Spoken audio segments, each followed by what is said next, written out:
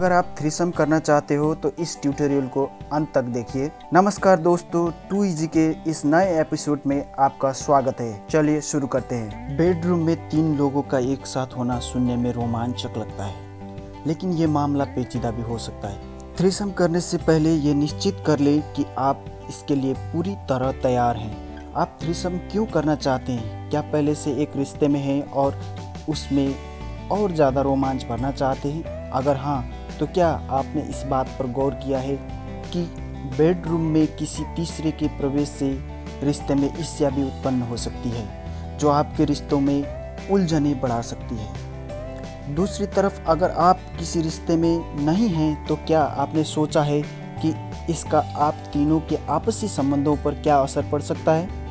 आगे बढ़ने से पहले फ़ायदे और नुकसान दोनों पहलू को ध्यान में रखें। एक बार आपको अपने कारण स्पष्ट हो जाएं तो देखें कि किसके साथ ये करना चाहेंगे।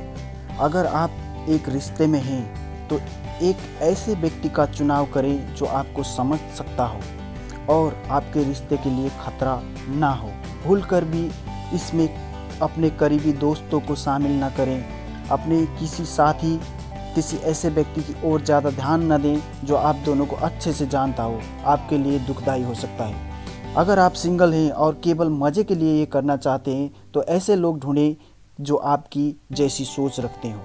कुछ नियम रखने ज़रूरी हैं। अपने दोनों साथियों से बात करें और सारे विकल्प और संभावनाओं को मद्देनज़र रखते हुए दिशा निर्देशन निर्धारित करें। थ्रीसम काफ़ी घिनौना और थका देने वाला भी हो सकता है। अगर आप चाहें तो ऐसे कुछ शब्दों और संकेतों का चुनाव कर सकते हैं जिसको इंगित करके आप गतिविधि रोक सकते हो। जी हाँ, कामोत्तेजक बातें करते रहें। ऐसा करने से मज़ा बढ़ेगा। ज़रूरी नहीं कि आप यह बातें तभी कर सकते हैं जब खुद आप कुछ कर रहे हैं। जब बाकी 2 साथी आपस में लुत्फ़ उठा रहे हो तब भी आप अपने शब्दों की सहायता से वातावरण में गर्मी बढ़ा सकते हैं। फिर धीरे धीरे आप भी सम्मिलित हो जाएं और उन्हें भी 1-2 बातें कहने दें। यह बेहद ज़रूरी है कि आप लोग एक दूसरे से बात करें, सिर्फ शब्दों की सहायताओं से नहीं बल्कि संकेतों और हरकतों के द्वारा भी।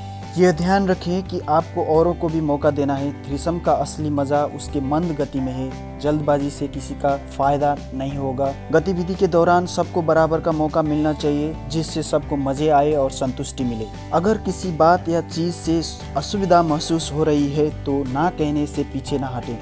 हो सकता है कि आपको लगे कि आपके ना कहने से बाकियों का मज़ा भी किरकिरा हो जाएगा, लेकिन जिस चीज़ के लिए आपका मन और शरीर तैयार ही नहीं है उसे करके भी किसी भी प्रकार के आनंद की प्राप्ति नहीं होगी। याद रखें कि सेक्स का मज़ा तभी आता है जब सहमति के साथ किया जाए, फिर चाहे वो एक से अधिक साथी ही क्यों ना हो। थ्रीसम में 2 व्यक्तियों का एक दूसरे के बीच भावनात्मक जुड़ाव तीनों के लिए खतरनाक हो सकता है। यह न सिर्फ जटिलताएं उत्पन्न करेगा बल्कि तीसरे साथी को इससे ठेस पहुंच सकती है और वो बाकी दोनों से कटा सा महसूस कर सकता है। सबकी बार बार परवाह करें और आप नहीं चाहेंगे कि यह रात मनमुटाव और आंसुओं के साथ खत्म हो। रिश्ते की समस्याएं थ्रीसम के द्वारा सुलझाने की कोशिश ना करें। अगर आपका रिश्ता एक नाजुक दौर से गुजर रहा है और आपका साथी आपको चीज़ें बेहतर करने के लिए बेडरूम में किसी तीसरे को शामिल करने का सुझाव देता है तो भूलकर भी हामी ना भरें। सोचने में बात सेक्सी लग सकती है, लेकिन असलियत में इसके फ़ायदे से ज़्यादा नुकसान हो सकते हैं। आज़ाद से आज़ाद ख्यालों वाले लोगों के लिए भी ईर्ष्या पर काबू पाना मुश्किल होता है। नशा करने से न सिर्फ मूड बनता है बल्कि शर्म भी कम हो जाती है, लेकिन नशे में धुत ना होए। नशे की हालत में बात बिगड़ सकती है क्योंकि नशे की अवस्था में अपने बनाए हुए नियम और दिशा निर्देशों पर आप शायद ही अमल कर पाएं। जितना ज़्यादा हो सके उतना मजा लें। थ्रीसम का मजा तब ज़्यादा आएगा जब ये लंबा चलेगा। ऑर्गाज्म को उद्देश्य ना बनाएं और अपने आप को एक कलाकार के रूप में देखें। ऑर्गाज्म को भूलकर फोरप्ले में ध्यान लगाएं। दोस्तों, मैं सलाह देना चाहूँगा कि हमारे जैसे संस्कार में थ्रीसम ना ही करें तो बेहतर है। अगर आप करना चाहते हैं तो इन बातों पर ज़रूर अमल करें। और आपको ये वीडियो कैसा लगा? अच्छा लगा तो लाइक और शेयर ज़रूर कीजिए, और कुछ कहना चाहते हो तो कमेंट ज़रूर कीजिए। बाकी दूसरा ऐसे ही वीडियो में लेके फिर जल्दी आऊँगा। तब तक के लिए नमस्कार।